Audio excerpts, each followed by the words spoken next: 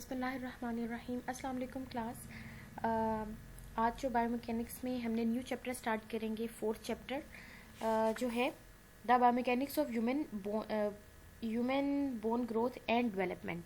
ठीक है, और जो इसमें हमने टॉपिक पढ़ना है वो है composition and structure of bone tissue. ठीक है, और बोन्स की क्या स्ट्रक्चरल ऑर्गेनाइजेशन है, क्या मिनरल मटेरियल कॉन्स्टिट्यूएंट्स हैं उसके। ठीक है, इसके बारे में पढ़ेंगे। देन हम टाइप्स ऑफ बोन भी डिस्कस करेंगे। उससे पहले ये सब कुछ स्टडी करने से पहले आपको बोन के बारे में बताऊं कि बोन के जो क्या उसके जैसे बोन है किन किन चीज़ से बन के मिल के बनी होती है, क्या है बोन जो उसमें जैसे कॉम्पैक्ट बोन है, कैंसलेस बोन है, स्पॉन्जी बोन भी जिसे हम कहते हैं। पहले हम इस चीज़ को देख लेते हैं। ठीक है, ये बेशक अभी आप लोगों का आपके कोर्स में ये चीज़ इंक्लूडेड नहीं है, बट ये आप लोगों को पता होना चाहिए। ये बहुत इंपॉर्टेंट चीज़ है। जैसे फॉर एग्जांपल अभी मैं आपको लेज़र पॉइंटर ऑन कर रही हूँ। ठीक है, ये हम लॉन्ग बोन की एनेटमी अगर मतलब इसको हम डिस्कस करें। ठीक है, ग्रॉस एनेटमी हम देख रहे हैं एक लॉन्ग बोन की। उसके अंदर हम ये देख रहे हैं कि जो बोन है, ठीक है, इसके दो बोन की क्या है, दो टाइप्स है। ठीक है, एक क्या है कॉम्पैक्ट बोन होती है और दूसरी क्या होती है हमारे पास होती है कैंसिलस बोन या स्पोंजी बोन। यानी कि जो एक ये जिस तरह लॉन्ग बोन है वो दो तरह की बोन से मिलकर बनी है। एक उसी के अंदर क्या है, एक कॉम्पैक्ट बोन है और एक क्या है, स्पोंजी बोन है। और जो कॉम्पैक्ट बोन है वो ये है, दिस इज कॉम्पैक्ट बोन। और स्पॉन्जी बोन क्या है, वो जिसके अंदर क्या है, स्पॉन्जी बोन है उसके अंदर वो ज्यादा पोरस होती है। ठीक है, ये जो साइड के ऊपर प्रेजेंट है, दिस इज स्पॉन्जी बोन। ठीक है, स्पॉन्जी बोन को कैंसलस बोन भी कहती हैं, ट्यूबैक्युलर बोन भी कहते हैं। इसी तरह कॉम्पैक्ट बोन को कॉम्पैक्ट बोन भी कहते हैं और कॉर्टिकल बोन भी कहते हैं। इसी तरह आप सबसे पहले देखें एपिफिसिस क्या है और डायफिसिस क्या है। जो बोन का एंड होता है, ठीक है, राउंडेड एंड, दिस इज एपिफिसिस। और यहां पर भी ये एपिफिसिस है, ये डिस्टल एपिफिसिस है, ये प्रॉक्सिमल एपिफिसिस है। दोनों एपिफिसिस के दरमियान में, ठीक है, दिस इज डायफिसिस। ठीक है, ये जो mid section of long bone है, यहां से लेकर इधर से लेकर यहां से लेकर यहां तक, दिस इज डायफिसिस। फिर मेटाफिसिस क्या है, मेटाफिसिस है जहां पे एपिफिसिस और डायफिसिस दोनों मिल रहे हैं। उस वाले ये वाले जो है उस दरमियान में एक पॉइंट होता है जिसे मेटाफिसिस कहते हैं। देन अगर आप देखें, एक हमारे पास प्रेजेंट होती है बोन में एपिफिजियल प्लेट, जिसे ग्रोथ प्लेट भी कहते हैं। ठीक है, जो कि जब आपकी टीन एज तक ये बढ़ती रहती है। ठीक है, यहाँ से बोन की ग्रोथ होती है। ठीक है, वो लॉन्ग एक्सिस में बढ़ती रहती है जिस तरह कद बढ़ता है आपका। ठीक है, लेकिन जो ही इंसान अडल्ट में जो उसकी एज है बंद होने की, ठीक है, जब मतलब ग्रोथ प्लेट बाद में क्या हो जाती है, ये जो एपिफिजियल प्लेट है ये एपिफिजियल लाइन में कन्वर्ट हो जाती है। जब बोन ने जितनी ग्रोथ करनी होती है उतनी हो जाती है, उसके बाद ये एपिफिजियल प्लेट खत्म हो जाती है और एपिफिजियल लाइन में कन्वर्ट हो जाती है। ठीक है, ये वाली चीज। अच्छा, अब देखें जो हमारे बोन का ये आउटर पार्ट है, ये जो आउटर पार्ट है इसे हम क्या कहते हैं, पेरियोस्टियम कहते हैं। ठीक है, और एंडोस्टियम क्या है, बिल्कुल एडजेसेंट टू मेड्यूलरी कैविटी, इसके बिल्कुल ये मेड्यूलरी कैविटी के साथ जो अंडर वाला ये वाला पार्ट होगा, दिस इज कॉल्ड एंडोस्टियम। ठीक है, ये आप लोगों को पता होना चाहिए। और स्पॉन्जी बोन क्या है, हाईली पोरस होती है। ठीक है, कॉम्पैक्ट बोन क्या है, पोरस कम होती है as compare to spongy bone. ठीक है, इसके अंदर और जो स्पॉन्जी बोन है वो क्या है, लेस कॉम्पैक्ट होती है। इसके अंदर क्या होती है, कैनाल वो प्लेट्स बनी होती हैं जिसे हम क्या कहते हैं, ये ट्रिबैक्यूली कहते हैं। ठीक है, और इन ट्रिबैक्यूली के दरमियान में आप देख रहे होंगे ना, छोटी छोटी कैसे स्पॉन्जीज हैं, ये ट्रिबैक्यूली हैं। ठीक है, इनके दरमियान यहाँ पे क्या है, रेड मैरो प्रेजेंट होता है, रेड ब्लड सेल्स। ठीक है, रेड मैरो, और इसी वजह से यहाँ से एंड से बोन आपकी जो है वो ग्रो करती है। और ये जो आपकी कॉम्पैक्ट बोन है, जो कि ये दरमियान वाला इसका पोर्शन है, ठीक है, ये जो है इसे हम क्या कहते हैं, ये जो कॉम्पैक्ट बोन है ये क्या है, इसके ये कॉम्पैक्ट बोन है और ये क्या है, कम पोरस है। ठीक है, और इसके दरमियान में क्या प्रेजेंट होती है, येलो मैरो प्रेजेंट होता है। कॉम्पैक्ट बोन में येलो मैरो फैट, ठीक है, वो स्टोर करता है। ये जो मिक हम ये जो पाई जब खाते हैं और जो मिक है वो बेसिकली ये कॉम्पैक्ट बोन में से निकल रही होती है, ठीक है। और इसमें क्या है, फैट भी होता है बट रेड सेल्स इसमें ज्यादा होते हैं कॉम्पैक्ट बोन के अंदर। ये आप लोगों को पता होना चाहिए। इसके ऊपर बल्कि आपको मैं एक असाइनमेंट भी दूंगी इसके ऊपर। और एक और ये बात है कि ये जो आपका नॉन मिनरलाइज्ड जो कंटेंट होता है वो कॉम्पैक्ट बोन के अंदर कम होगा, ठीक है। और जो स्पॉन्जी बोन के अंदर है नॉन मिनरलाइज्ड कंटेंट वो क्या होगा, ज्यादा होगा, अबव 90% से भी ज्यादा होगा, ठीक है। ये वाली बात आप लोगों को पता होना चाहिए। फिर उसके बाद अगर हम देखें इसकी मटेरियल कॉन्स्टिट्यूएंट्स देखें, अब हम बेसिकली किसके ऊपर आ गए, composition and structure of bone tissue के ऊपर आ गए हैं, जो आपका टॉपिक है। अगर हम इसमें देखें मटेरियल कॉन्स्टिट्यूएंट्स, ठीक है, क्या है, जो ये जो कैल्शियम कार्बोनेट है एंड कैल्शियम फॉस्फेट है, क्या है इसके अंदर, और एंड कोलेजन है एंड वाटर, ठीक है। इन सब से मिलकर बोन बनी हुई है आपका। और कैल्शियम कार्बोनेट एंड कैल्शियम जो फॉस्फेट है उनका वो कितना होते हैं, 60 to 70% of dry bone weight है उसके अंदर, ठीक है। इनकी वजह से क्या है, बोन के अंदर स्टिफनेस होती है। और इनकी वजह से एक तो बोन में स्टिफनेस आएगी, और दूसरा क्या है, इनकी वजह से क्या बोन के अंदर आती है, कंप्रेसिव स्ट्रेंथ। कंप्रेसिव स्ट्रेंथ अब क्या है कि कंप्रेसिव स्ट्रेंथ है एबिलिटी टू रेजिस्ट प्रेसिंग और स्क्वीजिंग फोर्स, ठीक है। अगर मतलब फॉर एग्जांपल बोन के ऊपर कोई ऐसी फोर्स लगी है जो उसे स्क्वीज कर रही है, प्रेस कर रही है, ठीक है, ये उसके अगेंस्ट एक स्ट्रेंथ है कंप्रेसिव स्ट्रेंथ कि एबिलिटी वो उसे रेजिस्ट करेगी, ठीक है। वो उसे जिस तरह कंप्रेसिव फोर्स अगर उसके ऊपर लगेगी तो जाहिर बात है बोन की क्रश होने की तरफ जा सकती है ना, लेकिन उसकी इन कैल्शियम कार्बोनेट और कैल्शियम फॉस्फेट की वजह से उसकी वो क्या करती है, उसे रेजिस्ट करती है, एबिलिटी टू रेजिस्ट प्रेसिंग और squeezing force, this is called compressive strength. और भी मिनरल्स होती हैं इसके अंदर, मैग्नीशियम है, सोडियम होता है, फ्लोराइड होता है, और भी बहुत से मिनरल्स जारी बात है बोन के अंदर, बोन है जिनसे बन रही है। देन उसके बाद कोलेजन क्या है, प्रोटीन होती है, इससे आप अब बोन के अंदर फ्लेक्सिबिलिटी आती है। और ये क्या करती है, इसकी वजह से टेंसाइल स्ट्रेंथ आपकी बोन के अंदर आएगी। अब टेंसाइल स्ट्रेंथ क्या है, अब कोई ऐसी फोर्स बोन के ऊपर लग रही है जो उसे अपार्ट लेके जाना चाह रही है, ठीक है, तो क्या करेगी वो, कोलेजन की वजह से क्या होगा, उसके अंदर टेंसाइल स्ट्रेंथ आएगी। और what is tensile strength, tensile strength is ability to resist pulling और स्ट्रेचिंग फोर्स, ठीक है। कोई ऐसी बोन फोर्स लग रही है बोन के ऊपर जो उसे सेपरेट, ठीक है, उसे अवे कर रही है एक दूसरे से, उसके जो अपार्ट करने की कोशिश कर रही है। देन कोलेजन इसमें हेल्प करता है, वो कंट्रीब्यूट करता है बोन में, उसकी फ्लेक्सिबिलिटी बनाता है। और दूसरा क्या करता है, वो कंट्रीब्यूट्स टू टेंसाइल स्ट्रेंथ, ठीक है। देन आ जाता है वाटर, 25 to 30% जो है बोन वेट वाटर उससे बनाता है। और वाटर की वजह से क्या हो जाता है, बोन ड्राई नहीं होती, ठीक है, डिहाइड्रेट नहीं होती। और ये जो प्रॉब्लम होती है कि हमारे घुटनों में दर्द है, जैसे बहुत सी जिस तरह जो आपके बोन की वजह से आपको पेन होते हैं, बोन पेन, उसका बीच में एक ये भी बड़ा फैक्टर होता है कि पानी हम कम पीते हैं, जिसकी वजह से बोन सही तरीके से हाइड्रेट नहीं होती है। और जाहिर बात है फिर बहुत से फैक्टर्स, और जिस तरह ऑस्टियोपोरोसिस है उससे भी बहुत से फैक्टर्स लीड कर रहे होते हैं, उसकी तरफ लेकर जा रहे होते हैं, ठीक है। Water content of bone make up approximately 25 to 30% of total bone weight. और जब वाटर जारी बात है आपकी बोन में जिस तरह वो फ्लो करता है, उससे क्या होता है, न्यूट्रिएंट्स भी सप्लाई होती हैं उसके थ्रू आपकी बोन में, और जो कोई वेस्ट मटेरियल्स होते हैं वो भी आपके उससे वो ठीक है, उनकी ट्रांसपोर्ट वगैरह भी चलती रहती है साथ साथ। और जाहिर बात है वाटर की वजह से आप क्या मिनरल्स बोन को भी मिल रहे हैं, और कुछ अगर बोन ने मसल में स्टोर करने हैं उसी वाटर के थ्रू वो फिर स्टोर भी हो रहे हैं, और फिर जब ज़रूरत पड़ती है तो फिर वो मिनरल्स निकलते हैं और वो अपना फंक्शन प्ले करते हैं, ठीक है। सो ये हमारे पास हो गया मटेरियल कॉन्स्टिट्यूएंट्स। देन उसके बाद हमारे पास आ जाते हैं स्ट्रक्चरल ऑर्गेनाइजेशन।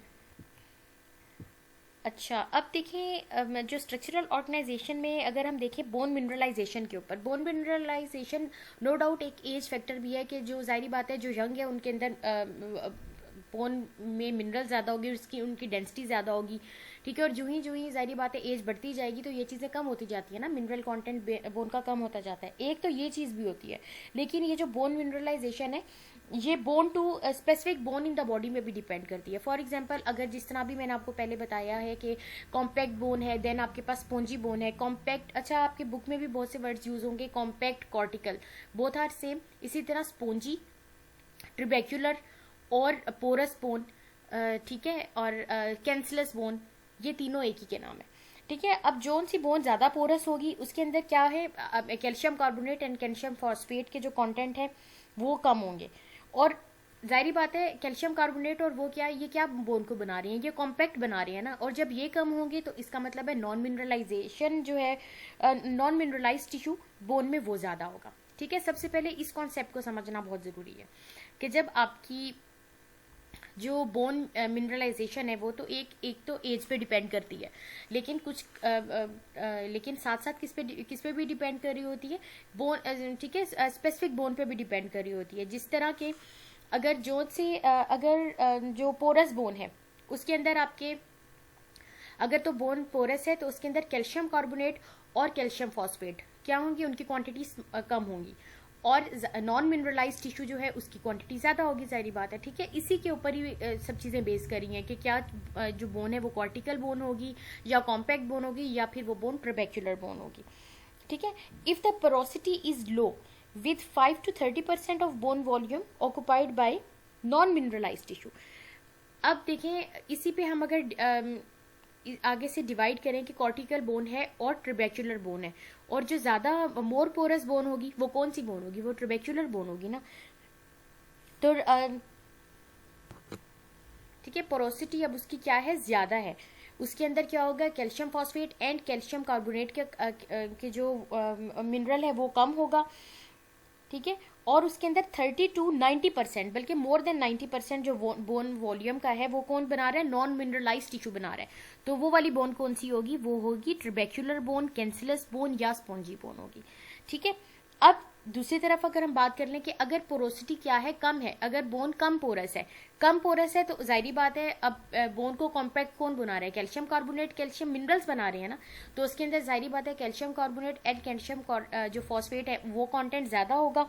और जो नॉन मिनरलाइज टिश्यू है वो कितना होगा, वो 5 to 30% होगा। तो फिर वो वाली बोन कौन सी हो जाएगी, वो हो जाएगी कॉर्टिकल बोन, ठीक है, या कॉम्पैक्ट बोन, उसे हम ये कहेंगे। ये बात मैंने आपको अभी बता दी है कि जो कॉर्टिकल बोन है उसके अंदर वो पोरस नहीं होती है और उसका नॉन मिनरलाइज टिश्यू उसके अंदर कम होता है, और उसके अंदर क्या चीज ज्यादा होगी, जो calcium carbonate and calcium phosphate. अच्छा, इस चीज से एक ये चीज बहुत ज्यादा पोरोसिटी है ना बोन की, वो बहुत इंपॉर्टेंट रोल प्ले करती है। इसी की वजह से हमें क्या पता चलता है कि बोन स्ट्रेस बियर कर सकती है या स्ट्रेन बियर कर सकती है, बियर कर सकती है या नहीं।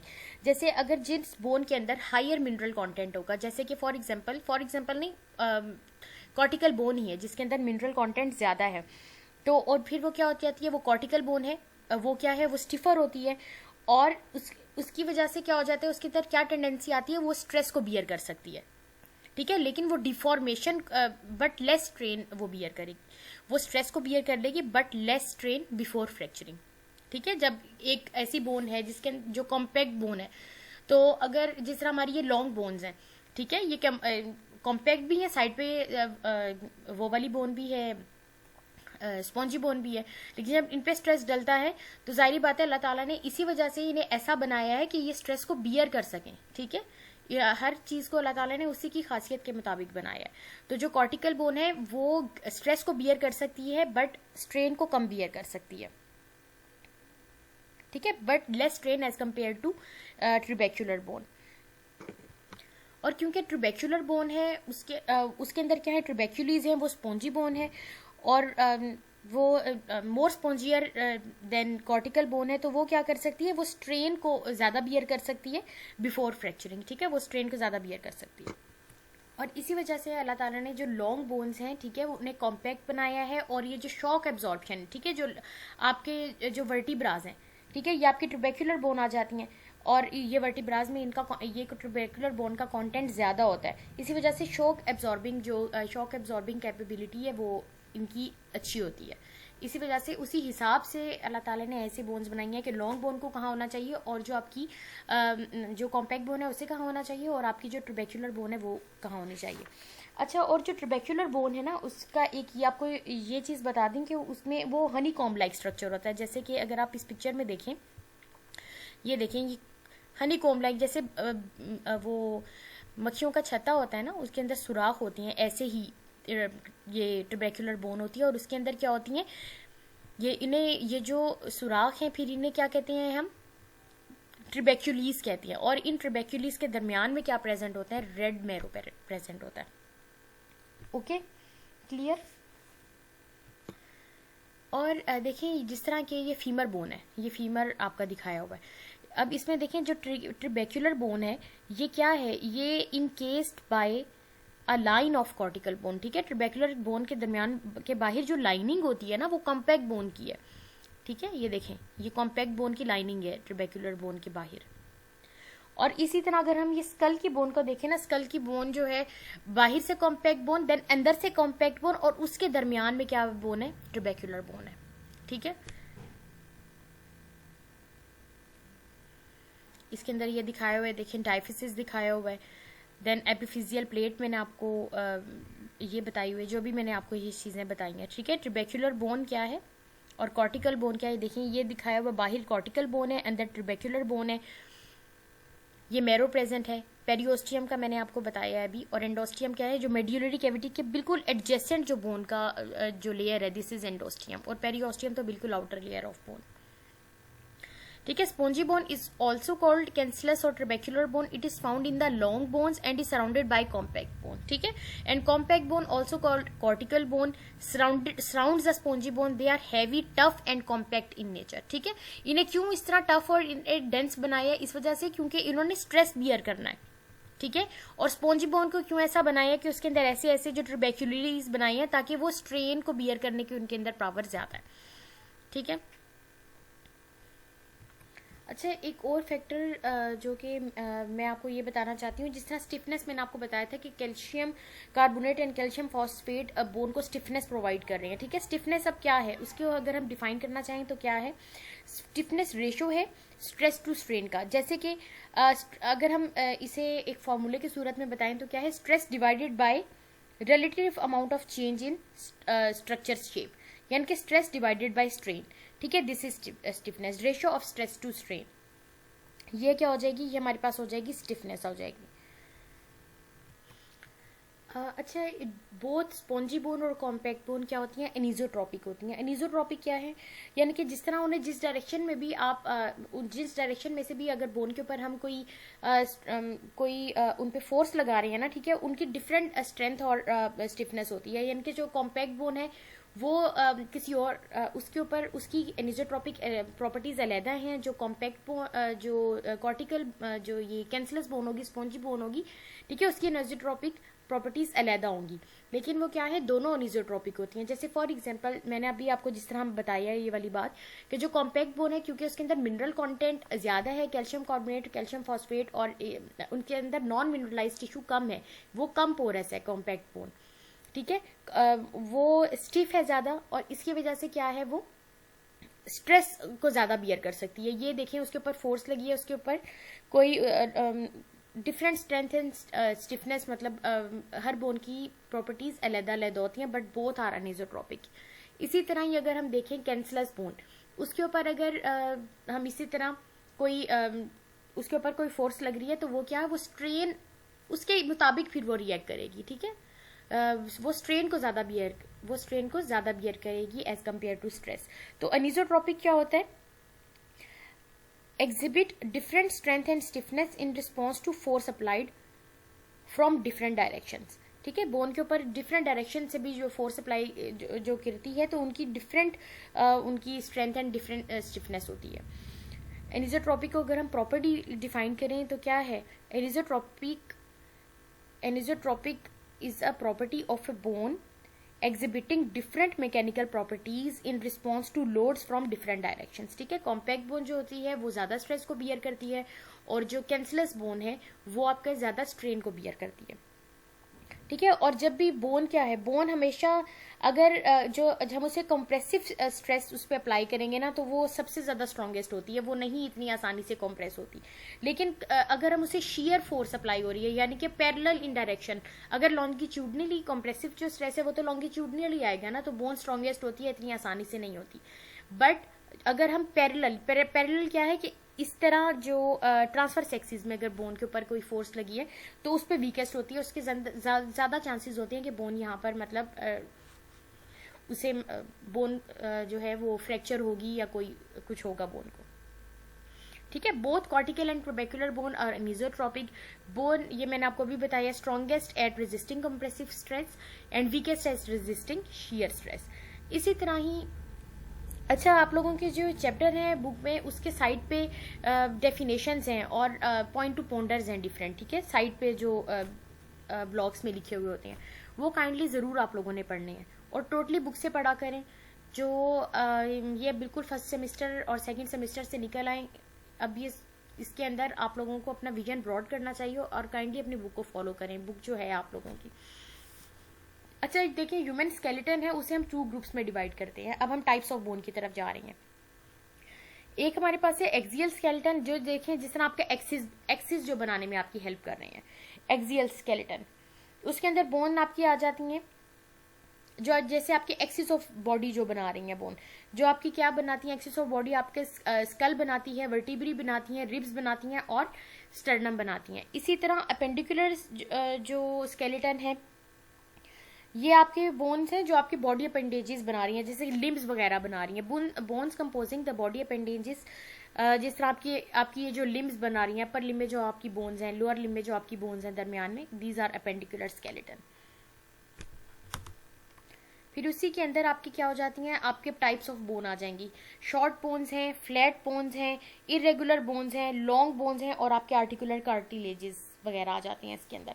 ठीक है। अगर हम शॉर्ट बोन को देखें, शॉर्ट बोन क्या है, क्यूबिकल होती हैं इन फॉर्म, और ये आपकी क्या आ जाती हैं इसके अंदर, कार्पल्स आ जाते हैं और आपके टार्सल्स आ जाते हैं। ये वाली बोन कार्पल्स आपकी आ जाएंगे और इसके अंदर आपके टार्सल्स आ जाएंगे। और इन जो बोन्स है ना उनकी जो ग्लाइडिंग मोशन बहुत लिमिटेड होता है, तो ये शॉक एब्जॉर्बर के तौर पे ज़्यादा, ठीक है, शॉक को एब्जॉर्ब करती हैं, serve as a shock absorber. ये देखें आपकी जो शॉर्ट बोन्स हैं ये आ जाएंगी आपके आ जाएंगे इसके अंदर कार्पल्स आ जाएंगे, और इसी तरह ये जो पाँव की आपके जो टार्सल्स हैं वो आपके आ जाएंगे शॉर्ट बोन्स के अंदर। फिर उसके बाद आ जाती हैं आपकी फ्लैट बोन्स। फ्लैट बोन्स क्या है, जैसे कि नाम से पता चल रहा है कि ये फ्लैट है। These bones protect underlying organs, soft tissues and provide large areas for muscles and ligaments attachment. ठीक है। इसके अंदर जो बोन्स आ जाती हैं आपके पास, ये आपके जैसे प्रोटेक्ट करती हैं अंडरलाइंग ऑर्गन्स, जैसे कि फॉर एग्जांपल इनमें जो बोन्स हैं आप देखें, स्केपुला है, स्टर्नम, रिब्स।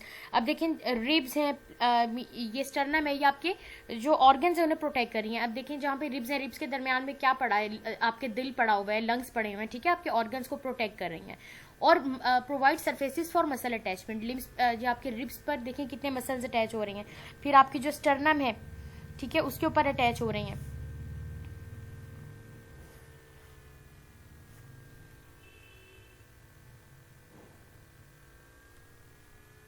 ये देखें, ये आपकी जो रिब्स आ जाएंगी, ठीक है, आपकी स्केपुला आ जाएगी, ये वाली इसके अंदर बोन्स आएंगी, फ्लैट बोन्स।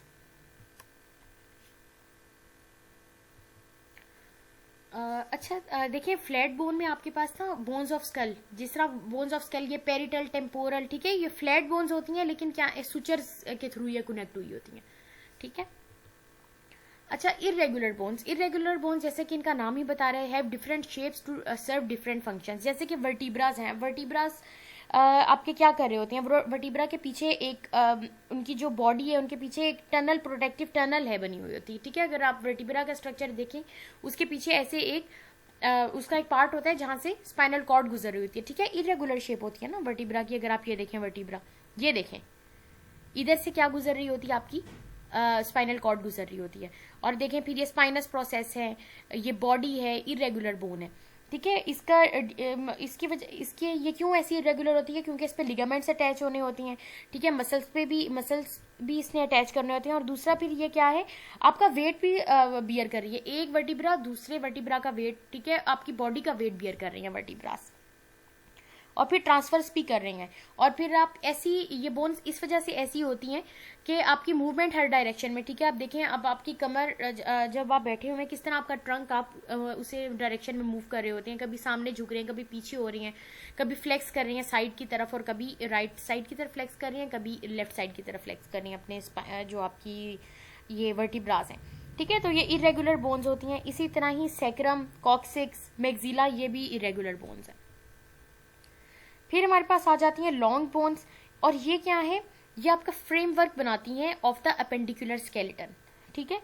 जैसे कि, और ये क्या है आपकी ये वाली जो बोन्स होती हैं, सिलेंड्रिकल शाफ्ट होती है इनकी, ठीक है, सिलेंड्रिकल शाफ्ट होती है। और सिलेंड्रिकल, इसी देखें, इस वाली जो सिलेंड्रिकल शाफ्ट है, इसी को हम क्या कहते हैं, हम इसको डायफिसिस भी कहते हैं, ठीक है, डायफिसिस कहते हैं सिलेंड्रिकल शाफ्ट को।